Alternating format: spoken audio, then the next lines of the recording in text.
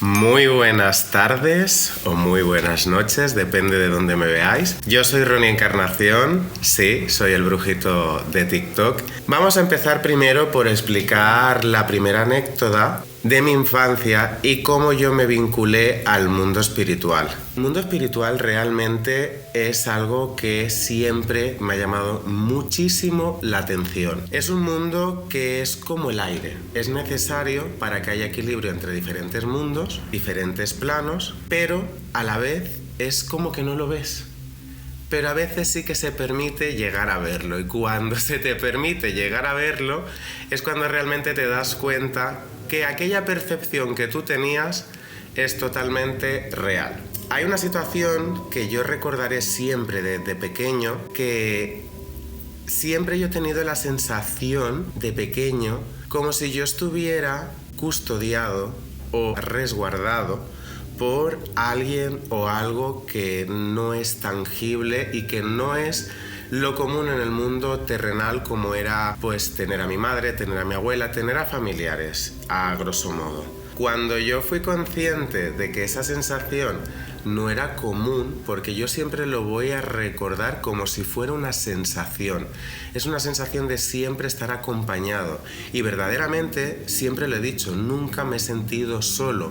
Jamás de los jamases. Hubo una noche que en mi país, República Dominicana, os pongo en situación, se suele ir mucho la luz, ¿vale? Por el tema de los cables, de la electricidad y todo. Había una tormenta de la hostia, pero una tormenta de las fuertes, de las que se llevan los techos volando, podríamos decir casi un huracán. Y yo recuerdo que esa noche se fue la luz, obviamente, y estábamos todos con velas encendidas en casa. Cuando digo todos, es mi tía, yo, mi otra tía y mi abuela. Mi madre en ese entonces, no sé si ya estaba en España o no, pero yo recuerdo como si no estuviera. Pero os estoy hablando de un recuerdo que a lo mejor era con 3 años, ¿eh? Tengo recuerdos de cuando era muy pequeño, sí, también. La cuestión es que esa situación fue una de las primeras que más me ha marcado, porque podría considerarse una de las primeras apariciones que tuve en mi vida. Y fue una aparición muy random, o sea, realmente fue una aparición que al día de hoy yo lo recuerdo y digo, wow, o sea, es raro de narices. Todo fue en el comedor. Estaba yo con mi tía y recuerdo que en esa tormenta, ¿vale? Al irse la luz estábamos todas oscuras. Yo, como niño pequeño que era, tenía miedo. Y en ese entonces va y salta un rayo, el cual, ese rayo, alumbra todo el comedor. Y yo recuerdo que estaba al lado de mi tía justamente en el ruido de ese trueno, y miro a la esquina del comedor y veo detrás de unas butacas que tenemos la figura de una mujer con los pelos como si estuviera despeinada, ¿vale? Era una sombra, era una figura de una sombra de una mujer. Yo la recuerdo como con los pelos despeinados.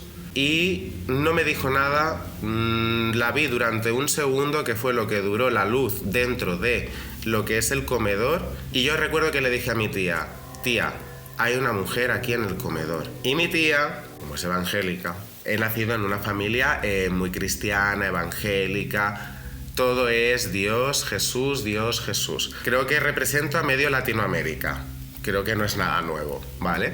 Entonces mi tía empezó a decir, eso son cosas del demonio, son obras del demonio. Claro, a ti eso te lo dicen de pequeño y obviamente te marca. Pasa el tiempo y percibo luces, percibo que me llaman por mi nombre, y ahí da todo una vuelta de 180 grados. De hecho, yo recuerdo que cuando yo ya vine a España, vine con 4 años, ¿vale? En el primer piso que vivimos, Barcelona, el primer añito, super light, super bien, no pasaba nada. Eso sí, cuando ya cumplí los 5 años, mi vida, ahí empezó todo. Ahí empezó todo, extremadamente hasta mi pubertad, podríamos llegar a decir. Yo solamente os digo que yo cada noche en esa casa donde antes yo vivía veía la sombra de un hombre que se apoyaba en el marco de la puerta, me venía a ver cada noche, y el día que yo ya me cansé del miedo que tenía le dije, te puedes ir, y se fue. No me volvió a molestar nunca más. Ahí comprendí que esas entidades tienen inteligencia y que esas entidades pueden llegar a entender perfectamente lo que uno les está diciendo.